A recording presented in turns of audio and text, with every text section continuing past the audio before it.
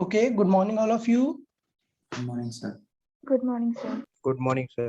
Good morning, sir. Good morning, sir. Good morning, sir. Good morning, sir. Good morning, very good morning, guys.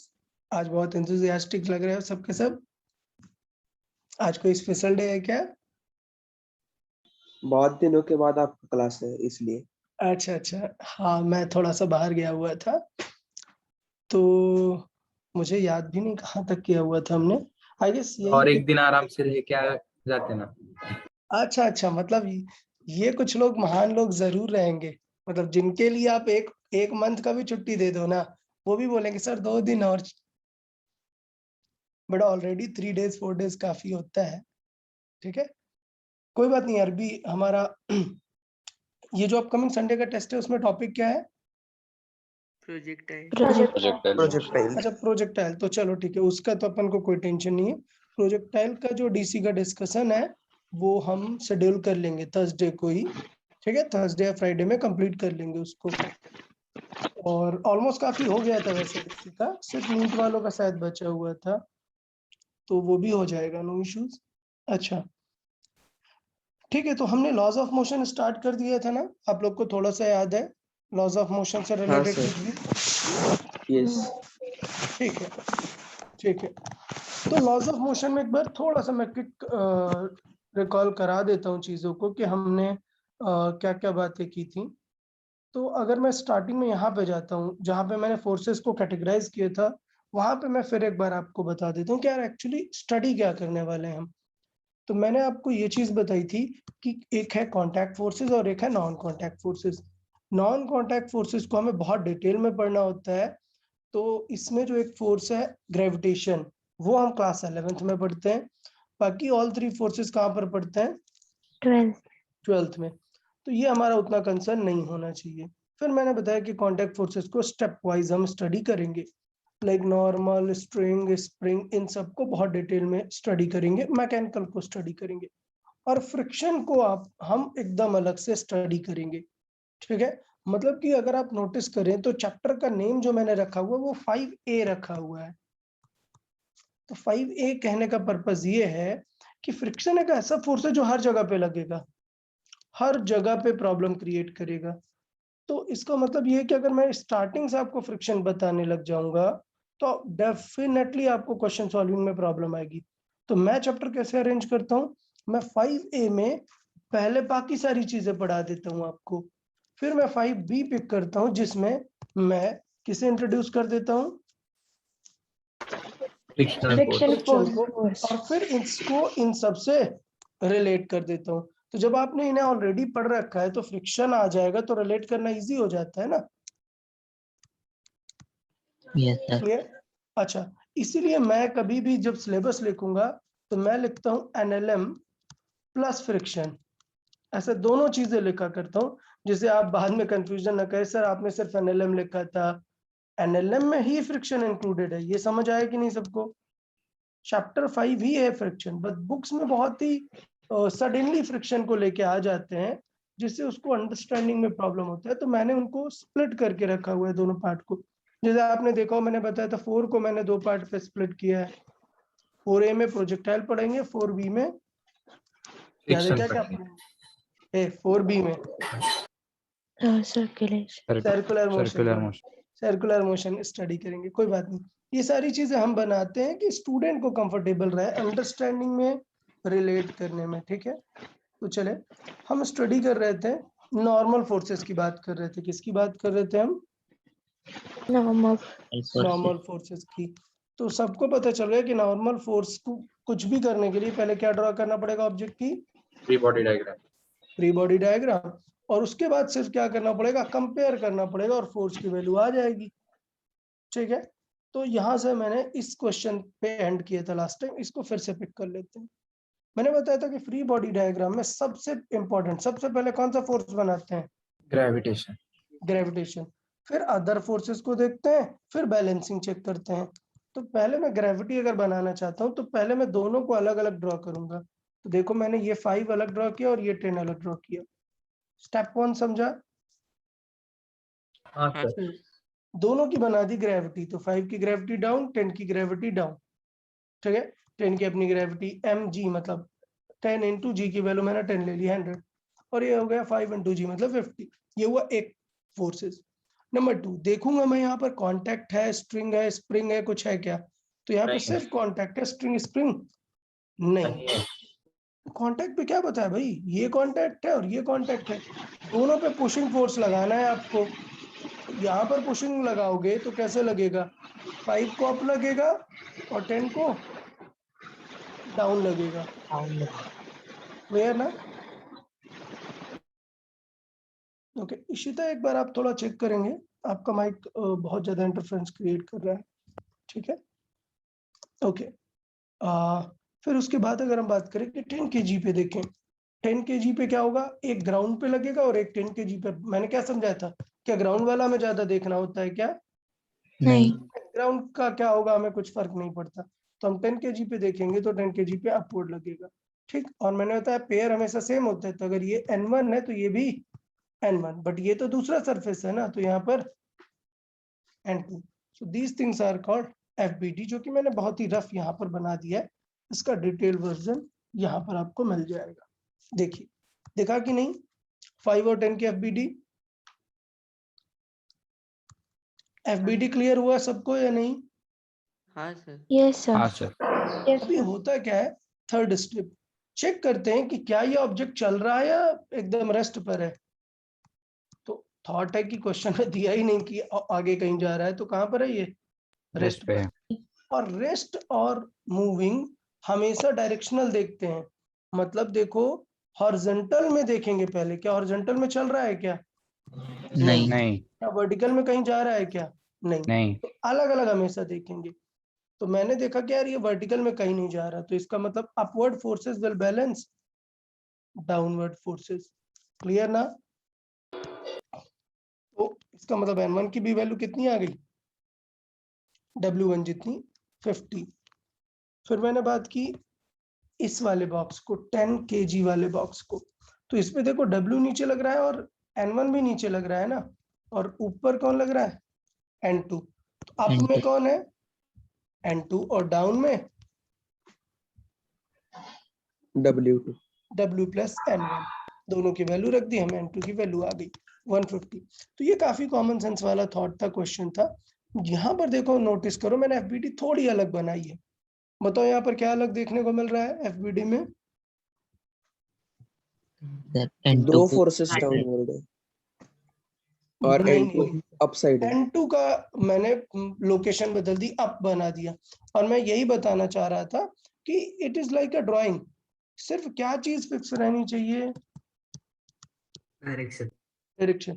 बाकी force को direction. मन कर रहा है आप यहाँ पर N2 लगा दो, आप यहाँ पर लगाओ, बीच में मन है यहाँ पर लगा दो, टॉप पे मन है यहाँ पर लगा दो। ये नहीं है कि N2 को यहाँ लगाने लग जाओ, ऐसा नहीं करना। उसी ऑब्जेक्ट में कहीं पे भी लगा दो, बस डायरेक्शन मेंटेन करो। ठीक है, ठीक है। तो डेफिनेटली ये चीजें थोड़ी आपको समझ आई होंगी। अब हम बात करते हैं कि नॉर्मल रिएक्शन कहाँ पर फाइंड करना। इस चीज को बोलते हैं इंक्लाइन प्लेन। क्या बोलते हैं? Inclined plane. Inclined plane. अब बेटा इसे देख के डरना नहीं है, क्योंकि पूरे चैप्टर में आएगा ही आएगा, बहुत बार आएगा। कुछ सिचुएशन में इसे वेज भी बोलते हैं, इंक्लाइंड वेज। क्या बोलते हैं? Inclined wedge. वेज। ठीक है, क्योंकि जनरली क्या होता है ना, ये वुड का स्ट्रक्चर होता है, तो उसे वेज बोलते हैं, और इंक्लाइंड है इसलिए इंक्लाइंड बोल रहे हैं। अब इस पे हमें नॉर्मल की कैलकुलेशन करनी है। तो यार वेज में आप ऐसे थोड़े देखोगे कि ये ऑब्जेक्ट ऐसे ऊपर चला जाएगा, ऐसे नीचे आएगा, नहीं ना। ये किस प्लेन के अकॉर्डिंग मूव करेगा? एंगल। एंगल के। Incline angle. इंक्लाइन बोलते हैं उसे। हाँ, इंक्लाइन। इंक्लाइन प्लेन के अलॉन्ग काम करेगा ये। तो इसका मतलब ये हुआ कि मुझे FBD बनाते समय सारी चीजों को कैसे रीअरेंज करना पड़ेगा, किसके अलॉन्ग? इंक्लाइन इंक्लाइन के अलावा। चलो तो Incline. इसके FBD बना लेते हैं। तो इसके FBD बनाने में पहले मैं ये लाइन जरूर डाल देता हूँ, क्योंकि ये लाइन के बिना तो सब गड़बड़ हो जाएगा ना। हाँ। ये मैंने ऐसा रेफरेंस से डाल दी, ब्लैक जो लाइन ड्रॉ है ऐसा रियल में नहीं है वो। FBD हम अभी भी M की बना रहे। सबसे पहला फोर्स बताओ कौन सा है? Gravitational force. Gravitational. Gravity. Gravity ऐसे लगेगी? नहीं, नहीं। नहीं, नीचे ग्राउंड लगेगी। ये है, डायरेक्टली ग्राउंड के नीचे। परपेंडिकुलर होनी चाहिए। इसका हाँ। मतलब डेफिनेटली ये हुआ हमारा mg, नो डाउट। अब स्टेप 2, अब हमें नॉर्मल, तो नॉर्मल तो मुझे दिख गया कि ये कांटेक्ट और पुश करेगा, तो ये हो गया अपना क्या, नॉर्मल। लेकिन मैंने क्या समझा है, जरूरी है क्या कि जिस सरफेस पे लग रहा है वहीं पे ड्रॉ करो? नहीं, डायरेक्शन मेंटेन नहीं। करो, ड्रॉ कहीं पे भी कर दो। तो इसका मैं सेंटर पे ड्रॉ करता हूँ क्योंकि अच्छा फील देता है ये इस तरीके से। यहाँ तक ओके? Okay sir. अच्छा, अब अच्छी बात ये हुई कि अब हमें करने पड़ेंगे कंपोनेंट डायरेक्शन के अकॉर्डिंग। तो एक हुई ये डायरेक्शन, ये हुई वर्टिकल, और ये हुई हॉरिजॉन्टल। ये हॉरिजॉन्टल किसके लिए? बॉक्स का हॉरिजॉन्टल है। क्या ये हमारा हॉरिजॉन्टल है? नहीं, हम लोग के लिए तो ये हॉरिजॉन्टल है। ये किसका हॉरिजॉन्टल है? बॉक्स का हॉरिजॉन्टल। बॉक्स का हॉरिजॉन्टल है। तो ये हुआ बॉक्स के लिए। अगर हम देखें तो बॉक्स के लिए डायरेक्शन बन गई हमारी। अब दिक्कत ये है कि कौन सा फोर्स इन डायरेक्शन में सेट नहीं हो रहा है? mg। हाँ mg को करते हैं हम कंपोनेंट। अब कंपोनेंट करने के लिए पहले क्या पता होना चाहिए? थीटा ना? हाँ थीटा पता। हाँ थीटा। देखो, अब मैं एक बार ही बताऊंगा, ऑल्दो मैं शीट में भी कई बार आपको बता चुका हूं कि बेटा अगर ये थीटा है तो ज्योमेट्रिकली ये कितना होगा? बिकॉज ये 90 है, ये क्या होगा? 90 minus theta theta. 90 minus theta. अगर मैं यहाँ पर एक और परपेंडिकुलर डालूं, तो अगर ये 90 डिग्री है और पता है कि ये 90 माइनस थीटा है, इसका मतलब डेफिनेटली ये कितना होगा? थीटा। अभी तो ये 90 माइनस थीटा है। इससे ये पता चलता है कि यहाँ पर कौन सा एंगल थीटा होता है? ये। अब भूलना हाँ। मत यार, इंक्लाइन प्लेन पे ये थीटा होता है। इसका मतलब अब यार याद रख लो, भूलने का कोई ऑप्शन ही नहीं रखना। यहाँ पर कौन सा कंपोनेंट आएगा? साइन क्या? नहीं कॉस।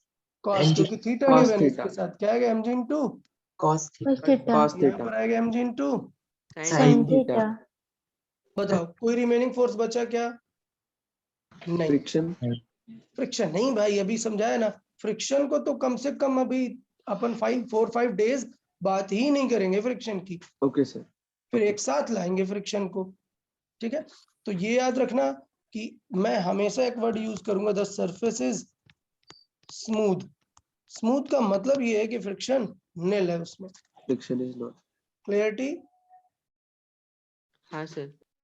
ओके, तो अब बीच में कोई नहीं बोलना कि सर सरफेस रफ होगा तो क्या होगा।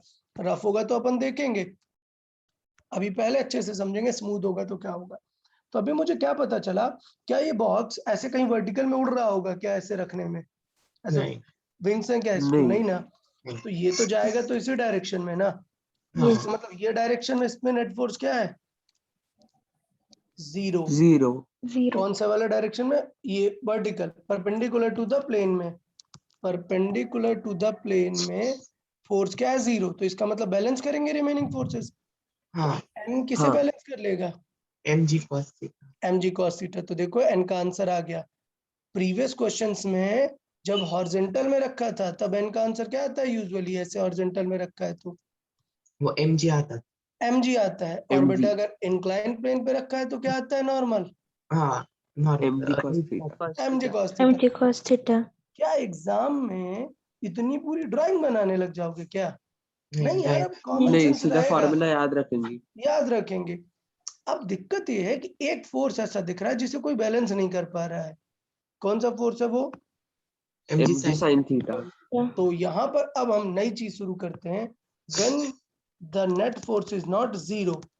देखो नेट फोर्स जीरो नहीं है, कितना है net force? mg sin theta. That means this net force will give us acceleration. क्या देगा हमें ये? एक्सेलरेशन। तो दो टाइप के क्वेश्चन पूछते हैं। क्वेश्चन समझना, नंबर 1 सबसे पहला क्वेश्चन आएगा, फाइंड व्हाट? फाइंड करना है नॉर्मल। Normal reaction. उसके बाद पूछेगा फाइंड एक्सेलरेशन। Acceleration. आप दोनों चीजें समझ गए। नेट हाँ फोर्स सर। को इक्वल करा दो एम के, तो नेट फोर्स की वैल्यू क्या? mg sin theta. और इसे एम से इक्वेट कराओगे तो m कैंसिल, कितना एक्सेलरेशन से नीचे आएगा? जी sin theta. g sin theta. क्योंकि g cos थीटा बैलेंस हो जाता है नॉर्मल से, तो ये बेचारा हाँ। नीचे की तरफ आएगा g sin थीटा से। अब मोशन अंडर ग्रेविटी में बताया था ना कि अगर टाइम निकालना है ड्रॉप का तो √2h बाई जी। बट जी पूरा यूज नहीं हो रहा है, प्लेन में कौन सा यूज हो रहा है? सिर्फ sine theta. g sine sin theta. Theta. ठीक है, चले बहुत बढ़िया। मतलब आप लोग को आइडिया लग गया चीजों में। तो बताइए क्वेश्चन समझ आया कि नहीं इंक्लाइन प्लेन को लेके? हाँ सर। हाँ सर। ठीक है, तो यहाँ पर वही सारी चीजें मैंने यहाँ पर लिख दी हैं कि इंक्लाइन प्लेन पर हमें क्या ध्यान देना है। ठीक है, अच्छा, फिर बात करना है कि ये दोनों चीजें हमने देख ली। अब देखेंगे एक और फिगर। देखो यहाँ पर कितने कॉन्टैक्ट दिख रहे हैं आपको इस फिगर में? एक वॉल नंबर 1 है, वॉल नंबर 2 है और ये एक ऑब्जेक्ट है। बताए कितने फिगर दिख रहे हैं आपको? कितने नॉर्मल लगेंगे यहाँ पर इस बॉल पर? 3 नॉर्मल। 3 नॉर्मल। बेटा मार खा जाओगे। 3 कॉन्टैक्ट हैं क्या इस बॉल के? 2 अच्छा नहीं 2 नॉर्मल 2। 2 कॉन्टैक्ट है, 2 नॉर्मल है और एक क्या है वो जो दिख रहा है फिगर में? वो है ये ग्रेविटी। ग्रेविटी, W है। W। ठीक, इसका FBD क्या बन गया? बड़ा सिंपल हो गया ना। हाँ अगर वॉल नंबर 1 से देखोगे तो ऐसे लगेगा, वॉल हाँ नंबर 2 थोड़ा सा इंक्लाइन थी, उस हाँ। पे ऐसे लगेगा। हाँ ठीक, और जो मेन है सबसे पहला वो क्या है? ग्रेविटी ऐसे लगेगी। लेकिन परपेंडिकुलर। अगर आप ऐसे रैंडम बना दोगे तो फिर आप सॉल्व नहीं कर पाते हैं। तो हमेशा FBD में सारे फोर्सेस को कहां पर बनाते हैं? एक पॉइंट point। तो इसका मतलब देखिएगा, ये FBD समझ आई कि नहीं सबको? हाँ हाँ अब मैं इसे क्या बनाऊंगा? मैं इसे बनाऊंगा सिंगल पॉइंट FBD, जिससे कि समझ में आने में, अंडरस्टैंडिंग में इजी होनी चाहिए ये। तो देखो क्या N1 लग तो यहाँ पर रहा है क्या, बट मुझे कुछ ऐसा कंपल्सन है क्या कि मैं यहीं पे बनाऊं N1? नहीं, नो मैं सर। हमेशा 1 पॉइंट के लिए बनाऊंगा, मतलब कि मैं यहाँ पर बनाऊंगा, बस डायरेक्शन नहीं बदलूंगा। तो क्या ये FBD गलत हो गई क्या कुछ ऐसा? नहीं नहीं अब बात है N2 की। N2 यहाँ लग रहा है, क्या जरूरी है कि यहाँ पर बनाऊं मैं? नहीं सर। नहीं 1 पॉइंट FBD बनाई जाती है जिससे कि इजी हो उसे सॉल्व करना। तो ये हो गया यहाँ पर N2। कोई गलत किया क्या? देख लो सभी लोग। नहीं ओके, नो सर। सर। ठीक है। थर्ड पॉइंट तो वो तो अच्छे से जा ही रहा था, ये तो W। हाँ अब देखो ये सिंगल पॉइंट FBD बन गई, इजी होने लग गया। अब बात अच्छी है कि ये बॉल कहीं जा रही है क्या? अभी नहीं, रेस्ट पे रखी हुई है ना ऐसे वॉल्स के बीच में।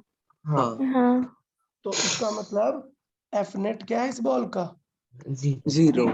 0 बैलेंसिंग कर देंगे, करेंगे ना? अब हाँ। बताओ, एक सिंपल सा क्वेश्चन पूछ रहा हूँ, आपको क्या कॉमन सेंस से पता चल रहा है? कॉमन सेंस मतलब गेस नहीं मारना, इंटरप्रिटेशन चाहिए। N1 एंड N2 में कौन सी वैल्यू ज्यादा होगी, मोर होगी? अपना बैलेंसिंग का लॉजिक लगाएं, कंपोनेंट का लॉजिक लगाएं, थोड़ी फील करके बताएं N1 एंड N2 में कौन सी रिएक्शन, कौन सी वॉल पे ज्यादा प्रेशर पड़ रहा होगा? कॉमन सेंस नहीं मारना है, एक्सप्लेनेशन देना है।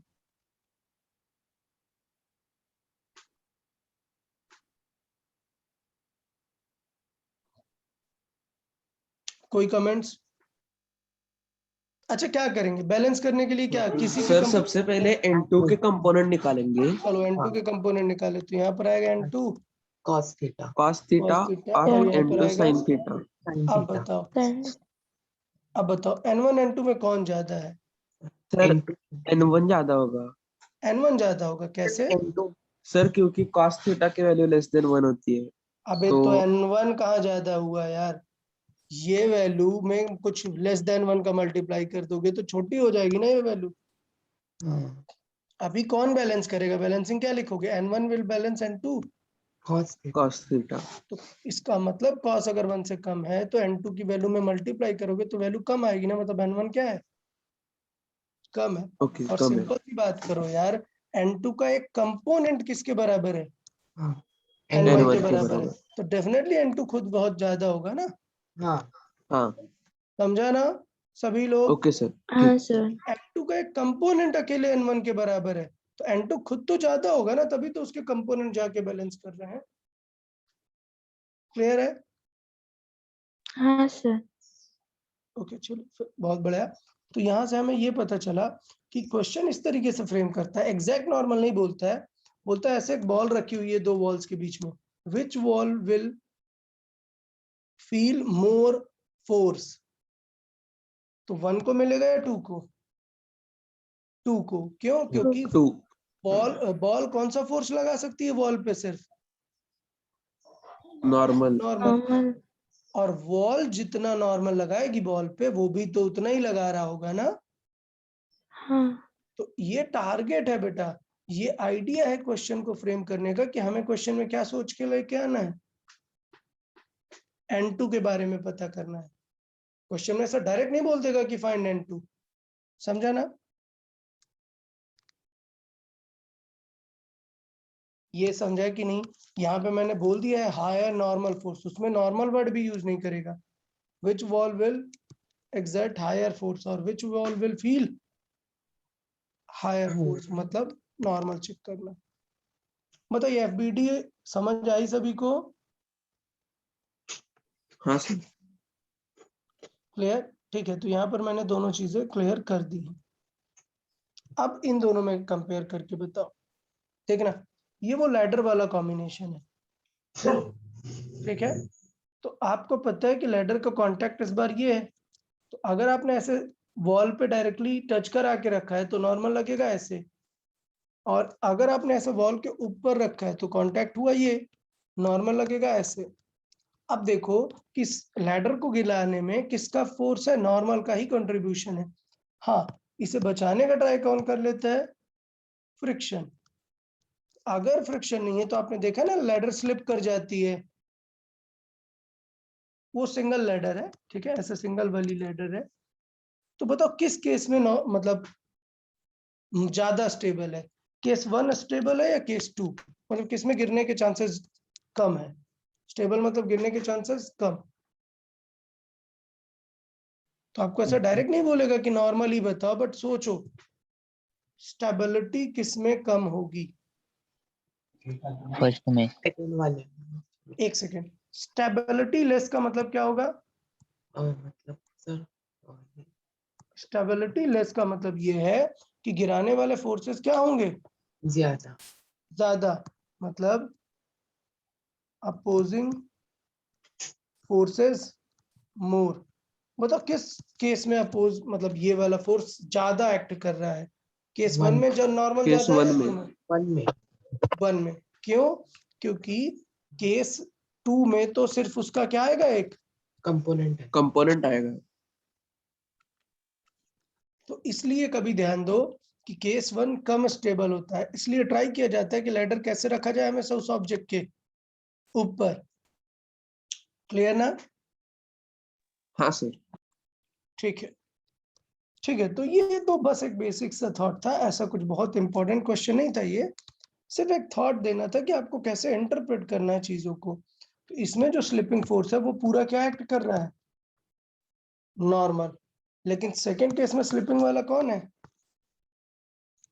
n cos theta. N cos theta, जो भी थीटा वगैरह रहेगा उसका एक कंपोनेंट है। तो डेफिनेटली जो है case 1 is less stable, case 2 is more stable.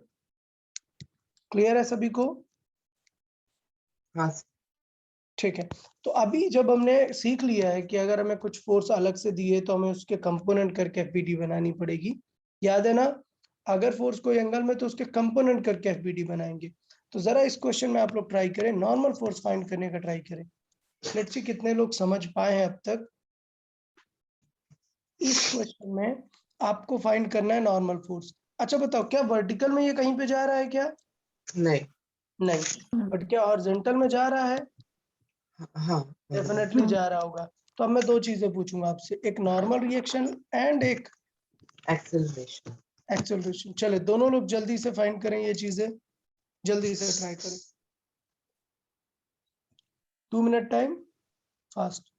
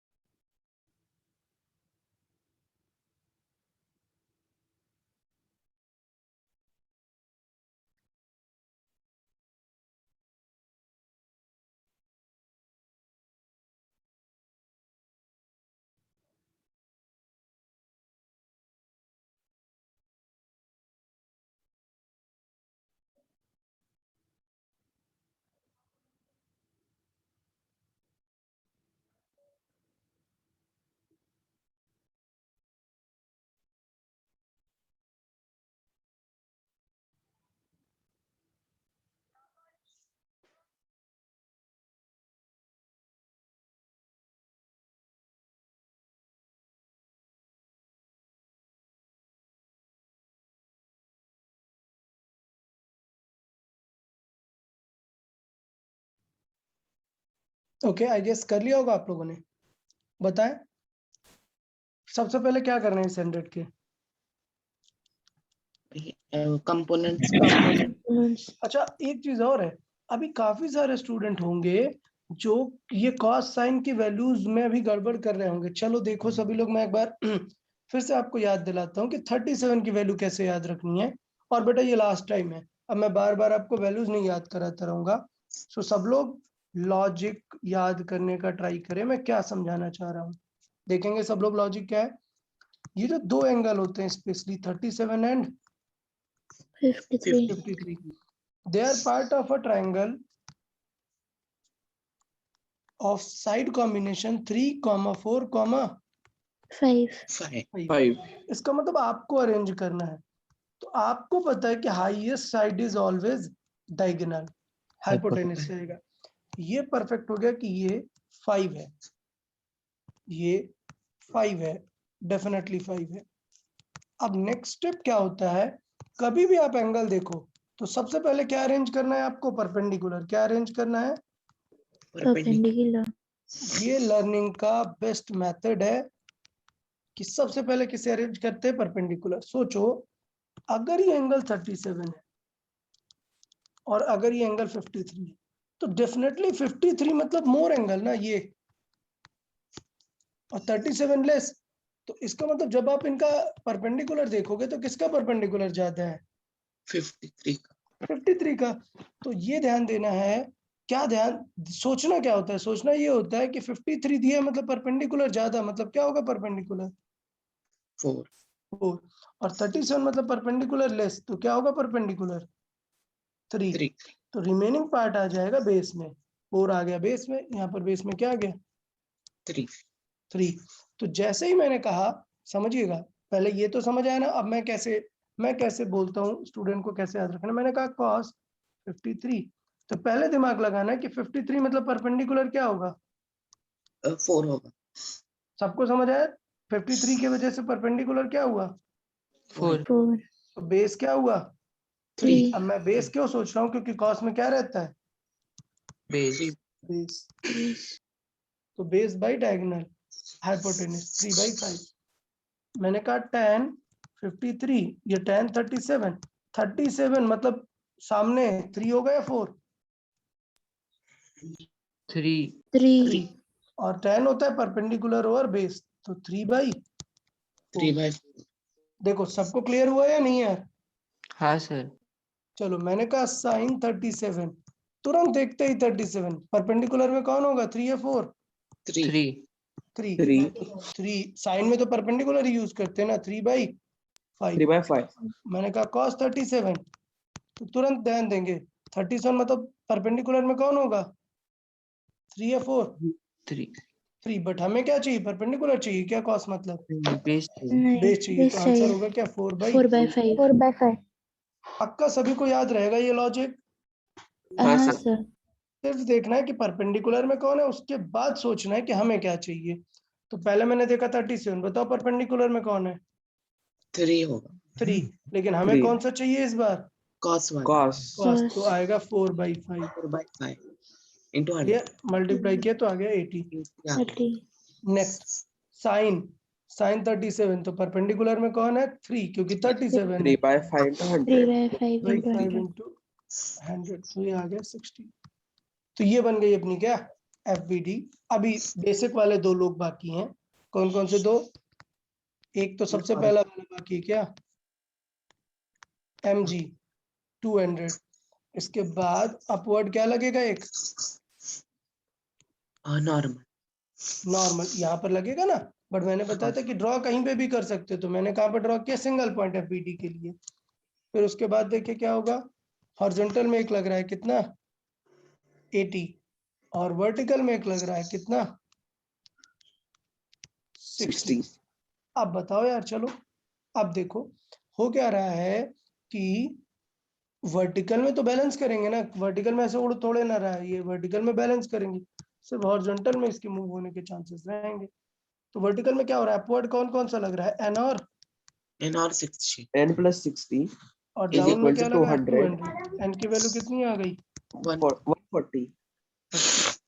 अब बात आती है मूविंग के लिए, तो हॉरिजॉन्टल में फोर्स कितना है, net force 80, F is 80. Equal to ma 20 into a, तो a की वैल्यू कितनी आ गई, 4। 4. तो बताएं कि नॉर्मल रिएक्शन और हमें एक्सेलरेशन दोनों फोर्सेस समझ में आए या नहीं। हाँ सर। हाँ सर समझ गए। ठीक है, चलिए बहुत बढ़िया। तो ये चीज डेफिनेटली सबको क्लियर हो गई है, बिकॉज आगे बहुत सारे क्वेश्चन जब आप बुक में भी सॉल्व करोगे तो मिलेंगे, तो ये चीजें आपको क्लियर रखनी चाहिए। तो यहाँ पर देखिए मैंने बहुत सारी चीजें लिखी हैं, मैं उन्हें फिर से रिपीट करने का ट्राई करता हूँ, आप समझें। ये लाइन बोलना कि क्या मूविंग या रेस्ट क्वेश्चन में कहीं पे दिया है क्या कि ऑब्जेक्ट रेस्ट पर है या मूविंग है, नहीं. नहीं। तो अपने आप से ज्यूम नहीं नो कर सर। लेना है, ठीक है। बट हाँ सर। हम क्या जानते हैं कि यार ये वर्टिकल में तो उड़ नहीं रहा है, ऐसा कुछ तो सिचुएशन नहीं लग रही है। बट क्या नेट फोर्स 0 है ऐसा बोल सकता हूं क्या, नहीं। किस डायरेक्शन का नेट फोर्स 0 है, अप और डाउन. अप और डाउन है, मतलब वर्टिकल में 0 है, हॉरिजॉन्टल का हमें पता नहीं है। नहीं है। तो नहीं है। हॉरिजॉन्टल में लेफ्ट राइट नहीं बैलेंस करेंगे, क्या लगाएंगे, F is equal to ma। ma, जबकि वर्टिकल में तो 0 है तो क्या लगाएंगे, up is equal to down. तो बेटा जिन लोगों को ये लाइन समझ में आ गई ना इतनी कि कब लेफ्ट राइट इक्वेट करना है या F is equal to ma लिखना है, कब नहीं करना है, बस इतना किया तो समझ में आ जाएगा। और कंपोनेंट वगैरह करना आना ही चाहिए। समझा कि नहीं यार ये क्वेश्चन। हाँ सर। एक क्वेश्चन और दूं, डेफिनेटली कर लोगे ना। हाँ हाँ सर। देखिए यहाँ पर मैंने सॉल्विंग कर दी है दोनों की, तो चले ये क्वेश्चन ट्राई करें।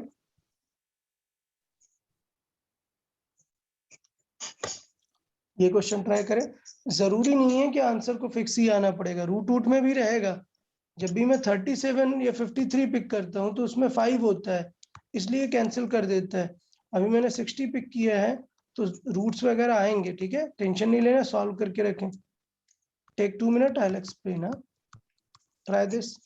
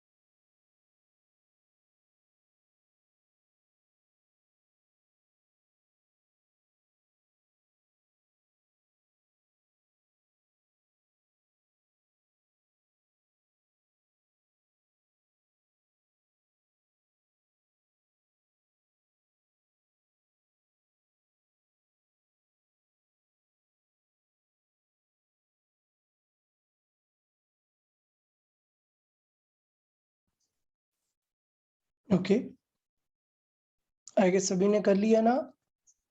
हाँ. हाँ हाँ सर। ओके ठीक है, देख लेते हैं। स्टेप 1 हमें करने पड़ेंगे कंपोनेंट।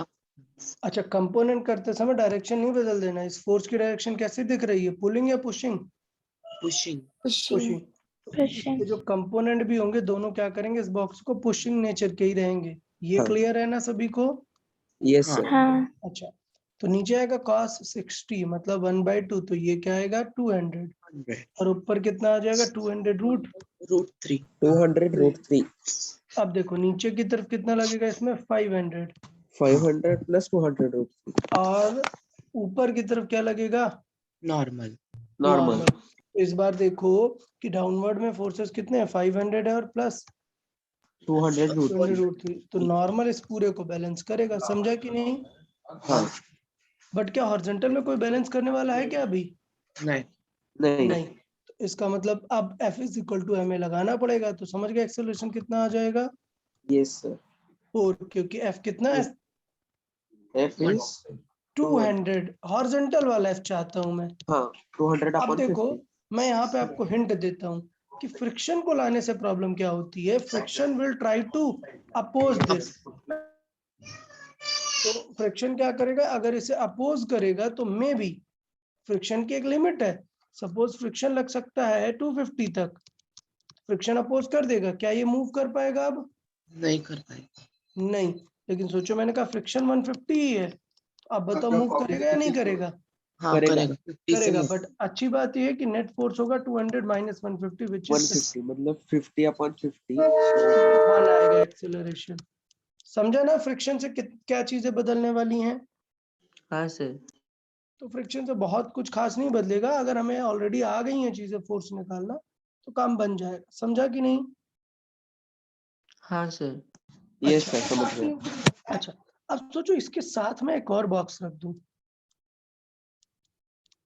अब क्या चेंज होगा, तो क्या इधर की नॉर्मल रिएक्शन में कोई फर्क पड़ जाएगा क्या, नहीं नहीं। बस ये कि जब मैं इसे पुश करूंगा तो ये बॉक्स भी तो मूव करने लगेगा। हाँ अच्छा, अब ऐसा होगा क्या कि ये 20 की स्पीड से जा रहा है और ये 5 की स्पीड से जा रहा है, ऐसा कुछ हो सकता है क्या, नहीं, दोनों साथ में ही जाएंगे ना, हाँ इसका जो एक्सेलरेशन होगा वही उसका इसका भी एक्सेलरेशन एक्सेलरेशन होगा। हम क्या करते हैं, इन दोनों को क्या मान लेते हैं, एक सिंगल ऑब्जेक्ट, जिसे मैंने वर्ड यूज किया था क्या, सिस्टम, कि अब मेरा इसे 20 कर लेते हैं कि अब मेरा 50 kg का सिस्टम नहीं है, अब मेरा कितना kg का सिस्टम है, 70 kg का F कितना लग रहा था 200 इज इक्वल टू हाँ ma, 70 into a होगा और a की वैल्यू ऐसे आ जाएगी, समझा 20 कि नहीं। हाँ 20 सर upon 7 अच्छा, नेक्स्ट स्टेप पूछेगा, ये पहला स्टेप समझ आया एक्सीलरेशन निकालना, पूरे हाँ को मिला सर के क्या बना लो, एक सिस्टम एक सिस्टम, उससे आ जाएगा एक्सेलरेशन। स्टेप 2 आपको ये वाला नॉर्मल पूछेगा जो यहाँ पे लग रहा होगा, तो इसका मतलब यहाँ का नॉर्मल अगर सिस्टम पूरा मान लिए तो दिखेगा क्या नॉर्मल, नहीं नहीं इंटरनल फोर्सेस तो कैंसिल हो जाते हैं ना सिस्टम के अंदर के, हाँ तो फिर हमें दोनों का अलग अलग लेना अलग अलग पड़ेगा। बनाना पड़ेगा, तो इसको अलग से बना लो। अब हमें पता है कि ये किस एक्सेलरेशन से जा रहा है, सपोज 2 से जा रहा है या 2.5 से, तो इसका एक्सेलरेशन पता है। अब देखो इसे कौन लेके जा रहा है, बीच में कौन सा फोर्स लगेगा सिर्फ, नॉर्मल नॉर्मल इसका मतलब नॉर्मल की वैल्यू क्या हो गई m into a, समझा कि नहीं, क्योंकि कोई और फोर्स हाँ है नहीं, सर और इसे आगे ले जाने वाला कौन फोर्स है, नॉर्मल नॉर्मल। तो स्टेप सबको समझ में आया, पहले मोस्ट इंपॉर्टेंट पार्ट क्या है, एक्सेलरेशन। और उसके बाद अगर नॉर्मल नॉर्मल पूछेगा तो फिर सेपरेट एफबीडी बनानी पड़ेगी, क्लियर। हाँ सर। चले तो ट्राई करते हैं, देखें कितना पार्ट आप लोग समझ पाए हैं। तो देखें ये क्वेश्चन हमें बताना है what is the normal between these two boxes, चलो ट्राई करें, और ये आंसर आप चैट बॉक्स में करें, लेट्स सी कितने लोग करेक्ट कर पाते हैं इस चीज को। What is the normal in between the 2 kg and 4 kg, we are not asking this normal, समझ आ रहा है कि नहीं, हाँ ग्राउंड वाला नॉर्मल नहीं पूछ रहा है, इनके बीच वाले में क्या नॉर्मल है, ट्राई करें और चैट बॉक्स में आंसर करें, देखिए कितने लोग को आइडिया समझ में आ गया। टेंशन नहीं लेना, मैं फिर एक्सप्लेन करूंगा, बट लेट्स सी कि कितने लोगों ने अभी मेरी बात को अच्छे से सुना।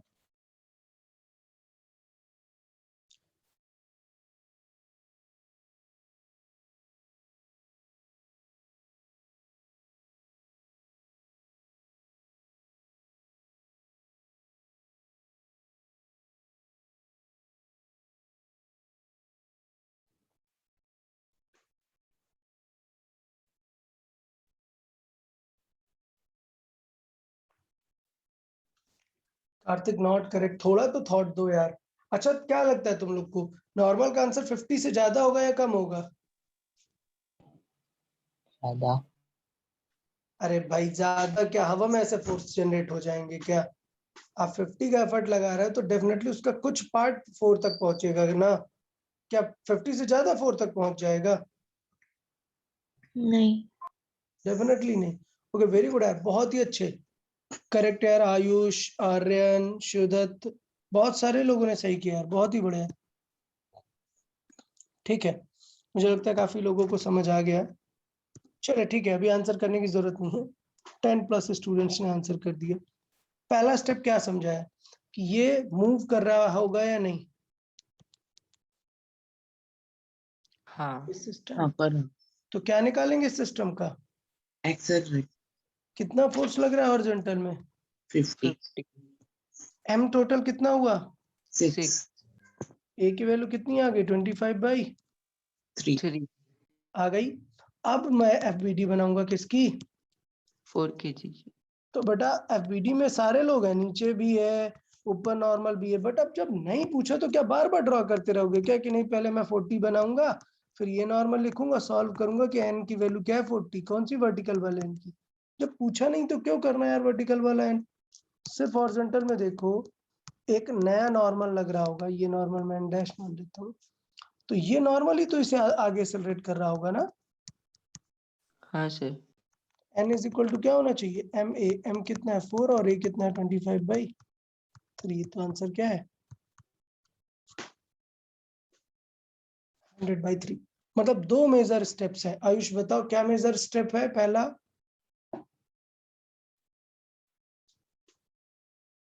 आयुष पहला मेजर स्टेप, सर ये एक्सेलरेशन निकालना। फिर दूसरा सेपरेट एफबीडी, क्लियर ना? हाँ सर। सबको ओके हुआ, समझ आया कि नहीं बताओ यार सभी लोग? हाँ बता, सर पहले निकालो सबको मिला के एक्सेलरेशन और फिर अलग से एफबीडी बना के क्या निकालो? नॉर्मल। नॉर्मल। ठीक है, ठीक है। अच्छा तो इसमें दो मेथड है यार, देखो यहाँ पर मैंने दो मेथड समझाए हैं। एक मेथड क्या है कि बिना एक्सेलरेशन के किससे सॉल्व कर दो? एफबीडी। लेकिन यार वो लेंदी है, क्या है वो? लेंथ। लेंदी। हमें तो एग्जाम के हिसाब से देखना है ना, तो हम कौन सा मेथड फॉलो करेंगे? मेथड 2। हम क्या मानेंगे दोनों बॉक्सेस को सिस्टम और क्या निकालेंगे सिस्टम का? एक्सेलरेशन। और फिर सेपरेट एफबीडी बना देंगे और तुरंत निकाल देंगे नॉर्मल। समझा कि नहीं? हाँ सर चलिए मेथड 1 भी मैं एक बार समझा देता हूँ। ठीक है, मेथड 1 समझा देता हूँ। मेथड 1 क्या है कि सारे फोर्सेस के एफबीडी बना दो, बट इस एफबीडी में अब एक चीज ध्यान देने वाली बात है कि दोनों ऑब्जेक्ट किससे मूव करेंगे? सेम। एक्सेलरेशन। तो देखना एफबीडी में पहले मैंने दिखाया 2 kg के एफबीडी में क्या वेट 20, फिर ऊपर एक नॉर्मल लग रहा होगा, साइड में एक नॉर्मल लग रहा होगा और ये फोर्स लग रहा होगा, ये हुई 2 kg की एफबीडी। बट वर्टिकल के फोर्सेस क्या करेंगे एक दूसरे को? Balance balance. n1 की वैल्यू कितनी? बैलेंस करेंगे 20 n2 की वैल्यू 40। n1 n2 से हमें टेंशन नहीं है। अब हमारी बात है n3 की, तो देखो क्या 50 को अपोज कर रहा है ना n3? हाँ 50 हाँ। minus n3 will give the acceleration to this block only ना, m into a। जबकि 4 kg वाले को कौन दे रहा है पूरा फोर्स? N3 n3। अब बिकॉज n3 दो बार आ जाता है ये इक्वेशंस में, दोनों को क्या कर देंगे ऐड, तो n3 क्या हो जाएगा दोनों से ओके ओके कैंसिल हो जाएगा कैंसिल और हो जाएगा फिर और आ जाएगा एक्सेलरेशन। तो देखो एक्सेलरेशन वही आ गया ना, और फिर Yes. किसी एक इक्वेशन में रख के क्या निकाल लेंगे? N3 तो ये लेकिन कॉम्प्लेक्स पड़ता है ना यार, एक्सेलरेशन निकालने के लिए कितनी मेहनत करनी पड़ गई, समझा कि नहीं? हाँ हाँ। तो इसलिए ये मेथड 1 थोड़ा प्रेफरेबल कम है, मेथड 2 ही मेन है कि मैंने दोनों को क्या बना लिया? As a system. सिस्टम। ठीक है, देखें आप लोग कर पाते हैं कि नहीं, ट्राई करते हैं हम एक और क्वेश्चन। Let's try this. अब यार क्या मुझे इसमें बताने की जरूरत है क्या कि फोर्स अगर एंगल में दिए तो पहले सीधे सिस्टम शुरू नहीं। कर दोगे क्या? नहीं नहीं, पहले समझ कंपोनेंट्स आया ना? निकालेंगे। चले चले ट्राई करें सब लोग, चले जल्दी से ट्राई बस। करें इस क्वेश्चन को और देखिए कितने सारे आंसर करने हैं। इसमें आप चैट बॉक्स में आंसर नहीं करें, क्यों? क्योंकि बहुत सारे आंसर्स करने हैं। आपको क्या बताना है? Normal between 2 kg and 23 and 2 kg 3 kg 3 kg 5 kg and और 2 2 kg kg from the ground। ठीक है, चले ट्राई करके रखें। Let's take 3 minute for this question. Solve करें, मैं डिस्कस करता हूँ।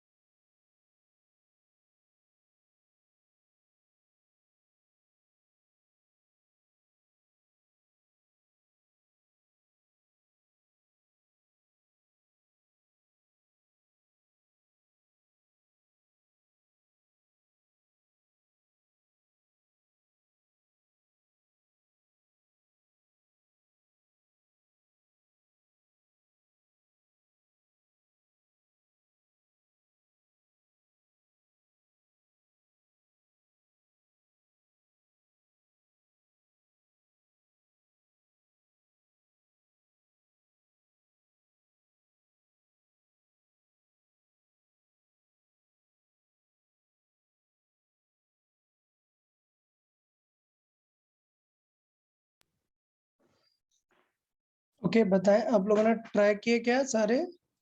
हाँ सर। हाँ हाँ सर। कि बहुत बढ़िया है। तो सबसे पहला इस पूरे क्वेश्चन को देखते ही सबसे पहले हमें क्या कर लेने चाहिए थे? Components। कंपोनेंट्स निकाल लेने चाहिए तो थे। मैंने किए 50 के कंपोनेंट। अब देखो यार, मैं इतने बार बता चुका हूँ साइन कॉस कि अब मैं बार बार नहीं बताऊंगा कि हॉरिजॉन्टल में वैल्यू आएगी कॉस, तो हॉरिजॉन्टल की वैल्यू आएगी अच्छा 40 40 आएगी 40 40 40, और ये आएगी 30। 30 तो बताओ इस पूरे बॉक्स को कौन सा फोर्स मूव करा रहा है, 30 या 40? 40 40 40। और क्या समझना है कि ये पूरा एक सिंगल बॉक्स है, क्योंकि जाएगा तो पूरा सिंगल ना यार एक हाँ। साथ। तो क्या हो जाएगा, F is equal to MA, और सिस्टम पे MK। फोर्स कितना लग रहा है 40, और M कितना है 2 3 5, कितना हुआ 5 3 8 10 10 kg। Into A। So acceleration की वैल्यू कितनी आ गई, 4 आ गए। 4। 4। अब क्या होगा, सब सारे बॉक्स 4 से मूव करेंगे ना, हाँ हाँ हाँ। तो एक एक करके कर लेते हैं। जब हमें 3 और 5 के बीच की रिएक्शन चाहिए तो किसकी एफबीडी बनाना सही है, 3 की या 5 की? 5 5 की। 5 की। क्यों? क्योंकि 3 का देखोगे तो इधर का फोर्स भी आ जाएगा ना। हाँ हाँ पहला स्टेप होगा, मैं बनाऊंगा किसकी एफबीडी, 5। 5 की 5 की एफबीडी देखो, इधर कौन सा फोर्स लग रहा होगा, नॉर्मल मान लेते हैं, ये है नॉर्मल N3, ये लग रहा होगा। और ये आगे जा रहा है किस एक्सेलरेशन से, 4 4। तो डायरेक्टली पता चल गया ना, N3 ही तो मूव करा रहा है ना इसे, M into हाँ A। तो कितनी आ गई N3 की वैल्यू, 20 20। तो 3 और 5 kg के बीच नॉर्मल का आंसर क्या आया, 20। 20 आ गया। चलो एक क्वेश्चन हो गया। अब नेक्स्ट हमें किसके बीच में ट्राई करना है, 2 और 3 kg। तो इसका मतलब इधर 2 की बना लो या फिर 3 की, पर 2 में तो काफी सारे फोर्सेस है ना, तो मैं किसकी एफबीडी बनाऊंगा, 3 की 3 ठीक की। है। 3 अब की। देखना है सबसे ट्रिकी यही है, यहाँ पर 3 के एफबीडी बनाने में ही गलतियां हो जाती हैं। क्या हो जाती है कि जब आप 3 के एफबीडी बनाते हो तो आपका पूरा ध्यान रहता है इस एन पे, एन कितना होगा, N2 मान लेते हैं यहाँ पर, वो फाइंड करना है। लेकिन एक चीज मिस कर दी ना, 3 पे तो एक और भी एन लग रहा होगा ना। हाँ 5 और 3 हाँ। Suppose अरे हाँ 5 और 3 के बीच अगर ये 5 को इधर कर रहा था तो 3 को किधर फोर्स लगाएगा, इधर की Opposite। तरफ ना। हाँ हाँ हाँ। तो हाँ जो आप नेट फोर्स लिखने वाले हो वो बदल गया बेटा, वो N2 माइनस N3 हो गया ना नेट फोर्स, हाँ that will give you M into A। समझा कि नहीं, हाँ N3 Yes, तो sir। निकाला था ना, यही तो स्मार्टनेस थी। तो हाँ। N2 इज इक्वल टू कितना हो गया, ये 32 हाँ 32। इसका आंसर कितना आ गया, 32। अब देखो एग्जाम में तो कोई एक क्वेश्चन ही आएगा ना, अरे ऐसे इतने सारे क्वेश्चन थोड़े रहते हैं, एक हाँ। क्वेश्चन रहेगा कोई। हाँ हाँ सोचो अगर हाँ। क्वेश्चन 1-2 पूछा था, तो पता है क्वेश्चन क्यों टफ हो जाता है, क्योंकि आपको ये नहीं समझ आता कि कैसे करना है, कहाँ से लेके आए। तो आपको माइंड में स्टेप्स होने चाहिए कि ठीक है 3 kg पे लेके आना है नॉर्मल, वो भी ये वाला नॉर्मल लेके आना है, तो स्टेप्स क्लियर है। पहले क्या फाइंड करना पड़ेगा, एक्सेलरेशन। और फिर बनाएंगे इसकी एफबीडी। अब दिखेगा कि इसकी एफबीडी में कौन प्रॉब्लम कर रहा है एक, N3 तो फिर जाएंगे और N3 भी फाइंड करके लेके आएंगे। समझा कि नहीं, हाँ सर। हाँ Yes, सर sir। क्लियर है। अच्छा एक और तरीका था, अगर मैं किसकी एफबीडी बना देता, 2 वाले की, तो भी काम बन सकता था। जैसे मैं 2 की एफबीडी बना देता हूँ 2 वाले की, तो इधर पे लग रहा होगा N2, याद है ना, ये 3 वाला है। हाँ हाँ। तो इसका हाँ। मतलब N2 फाइंड करने के 2 तरीके हैं, 3 की एफबीडी बनाकर भी और 4 की एफपीडी बनाकर भी सॉरी 2 2 की भी एफबीडी बनाकर। बट 2 में एक एक्स्ट्रा फोर्स था इधर, कितना 40, और इधर एक एक्स्ट्रा फोर्स कितना था 30। 30। का ग्रेविटी लग रहा था 20, इस पर एक और नॉर्मल लग रहा था फ्रॉम द ग्राउंड।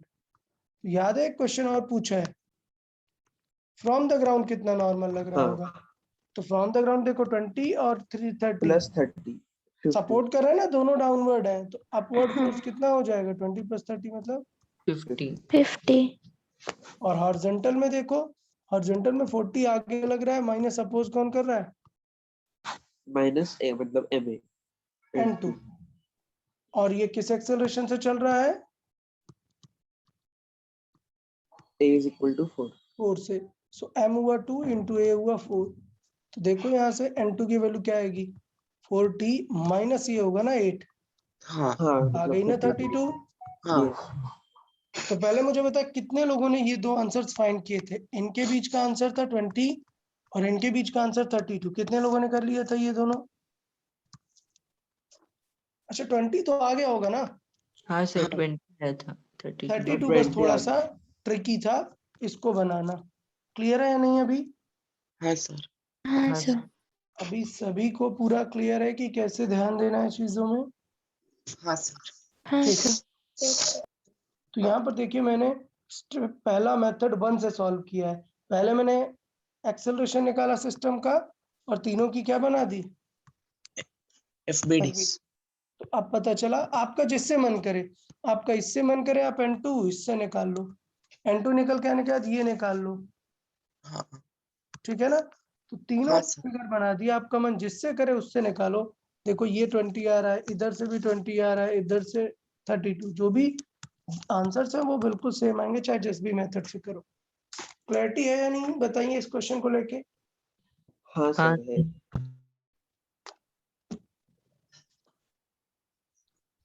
ठीक है, तो ये चीज हुआ। चले हम नेक्स्ट सेटअप पे चलते हैं। एक बहुत ही फेमस प्रॉब्लम होता है जिसे हम बोलते हैं लिफ्ट ऑब्जेक्ट प्रॉब्लम, या फिर लिफ्ट मैन प्रॉब्लम भी बोलते हैं। और इसको थोड़ा सा रियल लाइफ से समझने का ट्राई करते हैं। आपने ये फील किया होगा कि जब एक एलिवेटर है, आप एलिवेटर के अंदर हैं, सपोज आप कहीं पे जा रहे हैं, सपोज आप ग्राउंड फ्लोर में और आप ऊपर के फ्लोर की तरफ जा रहे हैं, इसका मतलब ये है, क्या लिफ्ट की स्पीड सेम रहती है क्या थ्रू आउट? नहीं, जब नहीं। स्टार्ट होती है तब तो चेंज हो रही है ना स्पीड। हाँ। हाँ। इसका मतलब अपवर्ड डायरेक्शन में लिफ्ट में क्या है, एक एक्सेलरेशन। आप देखते हैं कि जैसे ही लिफ्ट स्टार्ट होती है आपको क्या फील होता है, एक वेट फील होता है नीचे की तरफ, कि जैसे किसी ने थोड़ा सा प्रेशर डाल दिया है आपके तरफ नीचे की तरफ। सोचो जब वो थर्ड फ्लोर पर जाकर स्टॉप होने वाली होती है तो डेफिनेटली उसकी स्पीड क्या हो रही है, डिक्रीज। डिक्रीज। इसका मतलब एक्सेलरेशन लग रहा होगा क्या ऊपर, नहीं। रिटार्डेशन नहीं। लग रहा होगा। हाँ। आप ये देखते हो कि तब अगर डाउनवर्ड लग रहा है तो आप देखो आपको थोड़ा सा एकदम एक लूज फील होता है, थोड़ा सा वहां पर फ्री फील होता है। तो उसका रीजन क्या है वो समझें। तो आगे जाकर मैं एक पॉइंट बताऊंगा, यहाँ पर भी मैं पहले डिस्कस कर लूंगा। एक होता है सूडो फोर्स। क्या होता है छोड़ो। Pseudo force?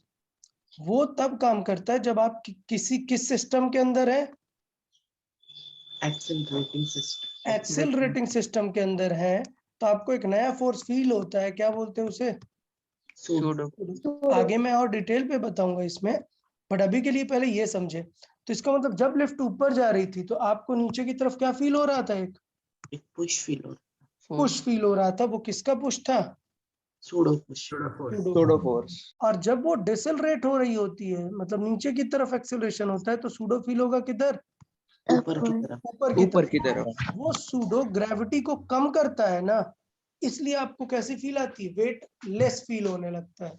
हाँ ठीक है, तो ये दोनों फीलिंग समझ आई या नहीं? हाँ सर। जब हाँ लिफ्ट सर। ऊपर एक्सेलरेट होगी तो हमें नीचे की तरफ पुश फील होगा, और अगर डिसेलरेट होगी मतलब एक्सेलरेशन डाउनवर्ड डायरेक्शन है तो हमें लूज फील होगा, हमें वेट कम फील होगा। तो इस पे क्वेश्चन कैसे बनते हैं, ये तो था कि फील क्या है वो तो मैंने समझा दिया, बट क्या फील वैसे काम बनेगा क्या एग्जाम में? नहीं, क्वेश्चन समझना पड़ेगा क्वेश्चन कैसे होते हैं। तो क्वेश्चन ऐसे बनाए जाते हैं कि लिफ्ट के अंदर क्या रखी है, एक वेइंग मशीन। क्या रखी है, एक वेइंग मशीन। Weighing machine. अब वेइंग मशीन की खास बात यह है कि अगर कोई 10 kg का ऑब्जेक्ट है तो वो 10 kg रीड नहीं करती। आप सोचो, आप वेइंग मशीन के ऊपर 10 kg रख दो और आप उस बॉक्स को नीचे पुश करो, तो क्या रीडिंग 10 kg रहेगी क्या, नहीं। बढ़ेगी या कम होगी? बढ़ेगी बढ़ेगी। बड़ी। इसका मतलब ये है कि अगर सूडो ने पुश किया तो वेइंग मशीन की रीडिंग बदल जाएगी, क्योंकि इंक्रीज हो वेइंग जाएगी। मशीन मास नहीं मेजर करती, क्या मेजर करती है, force, weight. Weight, force measure करती है। हाँ। वेट तो एक रिजल्ट है, तो वो मेजर करती है फोर्स। तो अगर किसी ने इस पे नॉर्मल रिएक्शन बदल दिया तो वो अपनी रीडिंग भी चेंज कर देगी अकॉर्डिंगली। ओके, तो part number 1, when lift is at rest, तो क्या F Rest. Is equal to ma लगा दोगे क्या? नहीं। इसका मतलब upward force will balance downward force. Downward लग रहा था mg, ऊपर लग रहा होगा क्या n n नॉर्मल रिएक्शन। तो जो नॉर्मल इस बॉक्स को लगेगा वही तो ये नॉर्मल वेइंग मशीन में लगाएगा ना, और वेइंग मशीन की रीडिंग क्या होती है, जो उस पे नॉर्मल लग रहा होता है। ये रीड करें, क्या होती है वेइंग मशीन की रीडिंग, n नॉर्मल। सो वेइंग मशीन डायरेक्टली mg नहीं बताता है, नॉर्मल बताता है। Next step, suppose lift moving है अपवर्ड विद कांस्टेंट स्पीड। तो दो फेज होते हैं, एक होता है लिफ्ट का स्टार्ट होना, एक होता है मिड फेज और एक होता है एंड एंड। फेज। तो स्टार्ट में ही तो स्पीड बढ़ाता है, मतलब एक्सेलरेट होता है, मिड में कुछ होता है क्या चेंजेस, नहीं, मिड में कांस्टेंट और एक्सेलरेट। एंड में फिर डिक्रीज होता है। तो हाँ। मिड में अगर स्पीड कांस्टेंट है तो क्या कोई एक्सेलरेशन है क्या, नहीं, नहीं है। तो आप देखते हैं कि आपको लिफ्ट में वो जो चेंजेस फील होते हैं वो सिर्फ जब लिफ्ट स्टार्ट होती है या एंड होती है, सिर्फ वहीं पे फील होते हैं, बीच में आपको ज्यादा चेंजेस नहीं मिलते हैं, नहीं होता। ठीक है ना। तो इसका मतलब ये कि even it is moving with constant speed, speed को एक्सेलरेशन से काउंट नहीं करते हैं, तो अभी भी नेट फोर्स क्या है, 0 अभी भी नॉर्मल कितना ही लगेगा, mg के mg के अगर बराबर lift plus lift 4। Constant speed से मूव हो रही है, कांस्टेंट स्पीड से मूव हो रही है, तो फोर्सेस चेंज नहीं होते। फोर्सेस कब चेंज होंगे, जब लिफ्ट एक्सेलरेट होगी। तो मान लेते हैं कि ये लिफ्ट किससे एक्सेलरेट हो रही है, ऊपर की तरफ ए से, तो इसका मतलब इसमें पुश किस तरफ लगेगा, डाउनवर्ड। डाउनवर्ड्स। तो डेफिनेटली आंसर वेट से थोड़ा सा ज्यादा होगा। अब मैथमेटिकली कैसे सॉल्व करते हैं, तो मैथमेटिकली आप समझ जाइए कैसे सॉल्व करते हैं। क्या कि मैंने बनाया वो अपवर्ड डायरेक्शन में नॉर्मल और नीचे mg, बताओ एक्सेलरेट किस तरफ हो रहा है लिफ्ट तरफ? ऊपर की तरफ, पर वेट ऊपर की तरफ। तो अगर लिफ्ट ऊपर की तरफ है तो कौन सा फोर्स ज्यादा होगा, एन या mg, n ज्यादा एन एन ज्यादा ज्यादा होगा। होगा ना। हाँ। कैसे ध्यान देना, स्टेप ऐसे ही सोचना होता है कि किस तरफ जा रहा है, मतलब वही फोर्स डोमिनेटिंग होगा। तो कौन ज्यादा है, एन, N, और एन में mg सब्ट्रैक्ट कर देंगे तो क्या आ जाएगा, m ma ma। तो net force is n minus mg, that will give us ma। तो mg उस तरफ क्या हो जाएगा, ऐड हो जाएगा। ऐड हो जाएगा। तो mg में ma अमाउंट ऐड हो जाएगा, वो होगा नॉर्मल रिएक्शन। तो अगर मैं बोलूंगा कि 2 के एक्सेलरेशन से ऊपर जा रही है तो नॉर्मल कितना फील होगा, m इंटू जी m होता into है क्या, 12। m into 12। समझा कि नहीं सभी को। हाँ हाँ सर। तो इसका रिवर्स भी ओके। अगर लिफ्ट डाउनवर्ड एक्सेलरेट हो रही है तो अब कौन ज्यादा होगा, mg या n, mg ज्यादा होगा। mg ज्यादा होगा। तो mg minus n is equal to ma। n इस तरफ आएगा और mg इस तरफ सब्ट्रैक्ट में आ जाएगा, हाँ क्या हो हाँ। जाएगा, mg माइनस a। क्लियर, हाँ सर हाँ सर कोई यस डाउट क्या किसी को इसमें, नो दोनों चीजें नो समझ आया, sir, no doubt. No, sir. Okay very good. तो दोनों चीजें समझ में आए, accelerating upward and accelerating downward, हाँ क्लियर ना, हाँ। ठीक है, ठीक है। तो अब हम बात करते हैं किसकी, freely falling lift freely falling. Freely falling मतलब किस एक्सेलरेशन से नीचे आ रहा होगा, जी के G. जी के। एक्सेल जी कौन ज्यादा होगा, mg ज्यादा होगा। mg MG. Minus n is equal to ma, और a की वैल्यू कितनी है, जी है जी। तो G. mg तो कैंसिल हो जाएगा ना, n कितना आया, 0। 0। तो अगर एक लिफ्ट फ्री फॉल कर रही है, जैसे आपने देखा होगा ना बड़ा एक जायंट, ऐसे जो स्विंग होते हैं बड़े वाले, उसमें जब आप ऊपर जा रहे होते हैं तब तो ज्यादा कोई टेंशन नहीं है, लेकिन जब उसमें आप नीचे आ रहे होते हैं तो एक्सेलरेशन इतना ज्यादा कर देता है वो नीचे आने में कि आपको किसकी फीलिंग आने लगती है, फ्री फॉल की। हाँ मतलब आप अगर किस एक्सेलरेशन से नीचे आने लगोगे, जी के जी एक्सेलरेशन की से, तो आपका नॉर्मल 0, तो आपको खुद का वेट कैसा फील होगा, वेटलेस वेटलेस 0। फील होगा, क्योंकि वेट हो गया 0। इसलिए कोई भी ऑब्जेक्ट जो नीचे की तरफ आते हैं एक्सेलरेट होके, वहां पर आपको थोड़ा सा लेस वेट फील होने लग जाता है, कांटेक्ट लूज होने लगता है। तो अगर आप का नॉर्मल 0 हो गया तो आपका कांटेक्ट लूज हो जाएगा, ये स्टेटमेंट बोला जाता है, ओके। तो अगर फ्री फॉल कर रही है तो ऑब्जेक्ट अंदर क्या करने लगेगा, वेटलेस। वेटलेस फील करेगा। आपने फील किया होगा यार ये, जैसे एक लिफ्ट है, सडनली उसकी वायर कट कर दो, तो ऐसा फ्री फॉल होने लगेगी ना, उसके अंदर के जो ऑब्जेक्ट है वो फ्लोट करने लगेंगे। आपने नोटिस किया? हाँ, फ्लोट करने में रीजन भी क्योंकि उन सबका कांटेक्ट क्या हो गया है, 0 में। अब सोचो कोई जानबूझकर ज्यादा एक्सेलरेशन से नीचे पुल करे, जी से भी ज्यादा, तो इसका मतलब अगर जी से भी ज्यादा पुल करेगा तो इसके अंदर वाले ऑब्जेक्ट कहाँ बढ़ जाएंगे, ऊपर बढ़ जाएंगे ना। क्या नीचे कोई कांटेक्ट बचेगा क्या?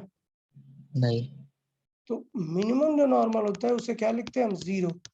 ऐसा नहीं कि आप नेगेटिव आंसर लिखने लग जाओ, ठीक है। यस तो सर। अगर लिफ्ट एक्सेलरेशन जी से ज्यादा है तो नॉर्मल सॉल्व करके नेगेटिव आएगा, बट हम नेगेटिव लिखेंगे क्या? नहीं, 0 ही लिखेंगे। हाँ, तो ए से ज्यादा का एक्सेलरेशन सिर्फ मूवीज में देखने को मिलता है, रियल में ऐसा कुछ नहीं मिलता। तो मूवीज में आप देखोगे कि यहाँ पर थे और ज्यादा तेजी से सडन एक्सेलरेट हुआ, ये ऊपर बढ़ गया, ठीक है। तो क्यों? क्योंकि नॉर्मल तो नीचे का 0 हो गया और ए से भी ज्यादा है तो वो ऊपर बढ़ गया। पता है रीजन क्या है? क्योंकि ये बंदा तो खुद से जा रहा है नीचे, किस एक्सेलरेशन से जा रहा होगा? वो भी जी के एक्सेलरेशन से जाएगा। अगर आप लिफ्ट भी जी से लेके जा रहे हो तो पता ही नहीं चलेगा, ये फ्लोट करेगा, लिफ्ट भी एकदम जी से जा रही। अगर आपने जी से ज्यादा, लेट से 15 कर दिया, तो इसका मतलब आप नीचे स्लो पहुंच रहे हो, लिफ्ट फास्ट पहुंच फास्ट रही जा है। रही है। लिफ्ट का ये सरफेस आपको हिट नहीं कर देगा, तो एक्चुअली आप करेगा। उड़ के नहीं हिट हो गए हो, आप लिफ्ट स्लो फास्ट चल आई रहे है। थे, लिफ्ट आपको हिट कर गई है। ओके, हाँ सर। क्लियर है ये? ओके, तो ये रीजन क्या है, इन सब का रीजन क्या है? रीजन मैंने आपको बताया था कि हम कैसे स्टडी कर सकते हैं रीजन, सूडो फोर्स से कैसे स्टडी कर सकते हैं, Pseudo force. Pseudo force.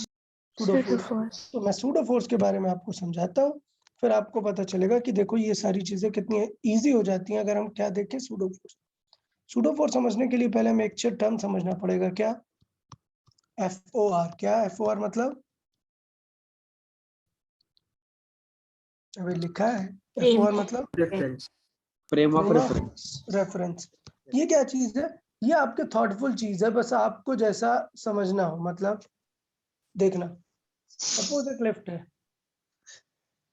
और यहाँ पे ग्लास डोर है और आप ऐसे ग्राउंड फ्लोर में खड़े हो, इसके अंदर जो पैसेंजर्स हैं वो आपको कैसे मोशन करते हुए दिखेंगे नीचे की तरफ? सिंपल है, एक्सेलरेटिंग है। अगर लिफ्ट एक्सेलरेटिंग आ रही है तो ये ऑब्जेक्ट भी एक्सेलरेट ही करेगा। सही है। तो ये हुआ पर्सन ए, ये हुआ पर्सन बी, पर्सन सी। अब बताओ पर्सन सी को क्या लगेगा बी कैसा है? रेस्ट में। वो तो उसके बगल में ही खड़ा है ना, जबकि ए को क्या लग रहा है? दोनों भी नीचे एक्सेलरेट तीनों कर भी रहे हैं। नीचे आ रहे हैं। इसका मतलब इसी चीज को क्या बोलते हैं? Frame of reference. Frame of reference. ए जो है वो बन गया एक क्या? Frame frame of of reference. और सी भी बन गया एक फ्रेम ऑफ रेफरेंस। रेफरेंस। और हमने जो बी की मोशन ऑब्जर्व की वो दोनों एकदम अलग अलग आंसर है। ए बोलेगा वो एक्सेलरेटिंग है, बी बोलेगा वो रेस्ट पे। Rest पे है। क्या? कौन गलत बोल रहा है? कोई गलत बोल रहा है क्या? नहीं। नहीं, it is a matter of FOR। FOR, frame of reference. तो दो तरह के फ्रेम ऑफ रेफरेंस पॉसिबल है। ये जो बंदा ऑब्जर्व कर रहा है ये अभी कैसा है, ये खुद कैसा है? रेस्ट में। ये खुद रेस्ट Rest पे है। पे। जबकि बी कैसा है? एक्सेलरेट। सॉरी सी, वो एक्सेलरेटिंग है, मोशन में। मोशन में, एक्सेलरेटिंग है। तो इसका मतलब कितने टाइप के फ्रेम ऑफ रेफरेंस होंगे? दो। 2। नंबर 1, एक रेस्ट होगा या फिर moving with Constant. Constant speed. Like earth, ground, ये सब कैसे हैं? Inertial frame of reference. क्या बोलते हैं ऐसे फ्रेम ऑफ रेफरेंस को? Inertial. Inertial frame of reference. तो बेटा बुक्स में बहुत डरा देता है इस चीज को लेके, इनर्शियल, नॉन इनर्शियल, और सब बच्चे बोलते रहते सर समझ नहीं आया इनर्शियल मतलब क्या है। क्या कुछ इतना सोचना है क्या? नोट्स मेरी देखो, एक लाइन में क्लियर हो गया। इनर्शियल मतलब कैसा? Observation, object Rest or with rest moving. और moving with constant. Constant Constant. Speed, ठीक है। और non inertial frame of reference क्या है? When the observation is Object is accelerating or decelerating. कौन वाला? वो भी ऑब्जर्वर या actual object? Actual object, no? है नहीं, observer, sorry, observer. Frame of reference किसके लिए है? observer के लिए. ऑब्जर्वर के लिए। तो फिर से बना लेते हैं कि लिफ्ट में 2 पर्सन थे, बी एंड सी, और ये यहाँ पर था ए। ए हुआ एक फ्रेम ऑफ रेफरेंस। कैसा हुआ? इनर्शियल या नॉन इनर्शियल? Inertial. Inertial. वो रेस्ट पे, बी को नहीं देखना, बी से हमें कोई मतलब नहीं है। हाँ. और सी कैसा फ्रेम ऑफ रेफरेंस है? Not inertial. Non-inertial. सी खुद क्या हो रहा है? Move हो रहा है नीचे की मूव तरफ. हो रहा है। तो बात ये आई कि ऐसा गड़बड़ क्या हुआ? तो गड़बड़ ये हुआ कि न्यूटन का सेकंड लॉ क्या था? F is equal to ma। MA. अगर कोई चीज मूविंग है तो उस पे फोर्स लगना चाहिए। तो ए तो सही देख पा रहा है कि देखो ये नीचे की तरफ मूविंग है, तो इस पे क्या लग रहा होगा? एक फोर्स। लेकिन अगर यही बात कौन बोले? सी बोले, तो क्या सी F is equal to ma लगा पाएगा क्या? नहीं. नहीं. देखो तो कैसा दिख रहा है? रेस्ट पे दिख रहा है. सी क्या कहेगा? बी पे कोई फोर्स लग रहा है क्या? नहीं। नहीं. तो गड़बड़ हो गया ना। जबकि लग रहा था, मतलब न्यूटन सेकंड लॉ क्या है? वैलिड नहीं है। तो अब आप सोचोगे अरे न्यूटन का लॉ वैलिड नहीं है। ऐसा नहीं है, न्यूटन ने सिंपल बताया कि अरे तुम लोग अब बेवकूफी किए जा रहे हो, कुछ भी ऑब्जर्वेशन एज्यूम करोगे तो ऐसे थोड़ा होगा। तो उसने क्या बना दिया कि ठीक है चलो, आपको लग रहा है कि मेरा लॉ वैलिड नहीं है, तो उसने एक नया रूल प्रपोज किया। क्या प्रपोज किया? Pseudo force. बेटा न्यूटन सेकंड लॉ गलत नहीं है, आपका नॉलेज थोड़ा सा लैक कर रहा है। उसने Valid. बताया कि अगर आप न्यूटन सेकंड लॉ लगाना चाहते हो कहां पर, Non inertial force में. तो वहां पर आपको एक एक्स्ट्रा फोर्स ऐड करना पड़ेगा, जिसका नेम ही क्या दिया उसने? Pseudo force. Pseudo force. समझ आया कि नहीं? तो अब देखना, Yes, sir. Yes, अब sir. देखना एक और सिचुएशन डालते हैं। क्या कि मान लेते हैं एक बॉक्स है, वो रेस्ट पे रखा है, और यहाँ पर पर्सन ए है। ए को ये बॉक्स कैसा दिख रहा है? Rest पे. रेस्ट पे, ठीक है। लेकिन बी एक कार में है जो कि आगे एक्सेलरेट हो रही है, तो बी को क्या लगेगा कि ये बॉक्स पीछे जा रहा है ना, क्योंकि वो खुद को थोड़े ना देखता है कभी। हाँ. बी को लगेगा कि बॉक्स उससे पीछे जा रहा है। तो इसलिए न्यूटन ने बताया कि जब आप किसी एक्सेलरेटिंग सिस्टम से ऑब्जर्व करते हैं, तो अगर आपको ऑब्जर्व करना है मोशन, क्या ऑब्जर्व करना है? Motion. Motion observe करना है. तो आप क्या करो, एक सूडो फोर्स लगा दो इस एक्सेलरेशन के जस्ट अपोजिट डायरेक्शन में। समझा कि नहीं? हाँ. हाँ चले सर. सूडो का रीजन समझते हैं। रीजन हमें समझ में आ गया कि दोनों के रेस्पेक्ट में क्या है। तो हमने यहाँ पर डिफाइन किया सूडो फोर्स। क्या सच में कोई सूडो लगा रहा है क्या? नहीं, पर वो सिर्फ ऐसा और कैलकुलेशन गलत ना हो, तो it is a non real force. And non Has real to force solve problem. with respect to what? Non inertial. Non-inertial. force of reference. ठीक है, अब काम कैसे करेगा? Acts opposite to the acceleration of force of reference. और pseudo force का value कैसे होगा? F is equal to m into F A F होगा. F. ए किसका? Acceleration of frame of reference. तो जब आप इस क्वेश्चन को किसके रेस्पेक्ट में सॉल्व करेंगे? B के रिस्पेक्ट में. तो बी को क्या लग रहा है कि ये बॉक्स पीछे जा रहा है ना? हाँ. बी को लग रहा था कि ये पीछे जा रहा है, तो चेक करना पड़ेगा कि किस एक्सेलरेशन से पीछे जा रहा है। तो इसका मतलब ये कि अगर आपने एफबीडी ये नहीं बनाया, आपने सिर्फ क्या बनाया? एमजी और एन, तो क्या कोई फोर्स है जो उसे पीछे एक्सेलरेट करा पाएगा? नहीं है। नहीं. पर न्यूटन ने बताया कि बेटा तुम गलत कर रहे हो, तुम एफबीडी कहाँ से बना रहे हो? बी से। बी क्या है? एक Accelerating body. एक्सेलरेटिंग बॉडी है। तो वहां पे जब भी कभी एफबीडी बनाओ तो एक एक्स्ट्रा फोर्स ऐड करो सूडो, इसकी वैल्यू कितनी होगी? m into acceleration of frame of reference. नहीं. तो नेट फोर्स अब लग रहा है उसमें कौन सा? सूडो m इनटू a का। तो वो किस एक्सेलरेशन से फील आएगा? पीछे, जिस एक्सेलरेशन से वो खुद आगे जा रहा है. क्लैरिटी है? चीज को लेके? हाँ सर, क्लियर। ठीक है, तो ये चीज है कि फ्रेम ऑफ रेफरेंस को यहाँ से हम समझ सकते हैं। तो इसका मतलब ये जो लिफ्ट वाली प्रॉब्लम है ना सारी, इनको हम किससे डील कर सकते हैं? सूडो से डील कर सकते हैं, एक बार में आंसर आ जाएगा। ठीक है, देखिए सूडो से करते हैं। नंबर 1 समझना यार, एक बॉक्स रखा है लेफ्ट के अंदर, पर्सन ए जो कि खुद रेस्ट पे है, उसे बॉक्स के एफबीडी में क्या दिखेगा? बॉक्स ऊपर जा रहा है या नहीं? हाँ, एक एक्सेलरेशन से ऊपर तो जाए। देखो फोर्सेस बनाता हूँ, एक हुआ mg, एक हुआ नॉर्मल, और ये ऊपर जा रहा है एक एक्सेलरेशन से। एफबीडी क्लियर है? लेकिन ये कैसा फ्रेम है? Inertial frame of reference. Inertial frame. क्यों? क्योंकि ऑब्जर्वर हमारा कैसा है? At rest. ग्राउंड रेस्ट पे। अब सोचो एक पर्सन भी जो लिफ्ट में ही बैठा है, उसे बॉक्स कैसा दिखेगा? रेस्ट। एट रेस्ट रेस्ट दिखे। पे। लेकिन एफबीडी जब बनाओगे तो एफबीडी में तो 2 ही लोग हैं ना, नॉर्मल है और एमजी है। तो इसका मतलब नॉर्मल और एमजी क्या होने चाहिए? रेस्ट बैलेंस होने चाहिए, क्योंकि ऑब्जेक्ट कैसा है? At rest. At rest. लेकिन ये सब कुछ गलत हो गया। क्यों? क्योंकि हमारा कॉन्सेप्ट ही पूरा हमने गड़बड़ कर दिया। हमने एफबीडी किसके अकॉर्डिंग बना दी है? Non inertial frame of non inertial. तो अगर आपने किसी एक्सेलरेटिंग के रेस्पेक्ट में बना दी एफबीडी कि यार सर इसको बी को देखो लग रहा है रेस्ट पे, देखो क्वेश्चन कितनी जल्दी सॉल्व हो गया, n is equal to mg। गलत है बेटा, बी के रेस्पेक्ट में अगर कर रहे हो तो क्या दिखाना पड़ेगा? एक ऑपोजिट फोर्स सूडो। तो इसका मतलब एफबीडी में n होगा, mg होगा, ये रेस्ट पर है, लेकिन एक क्या होगा?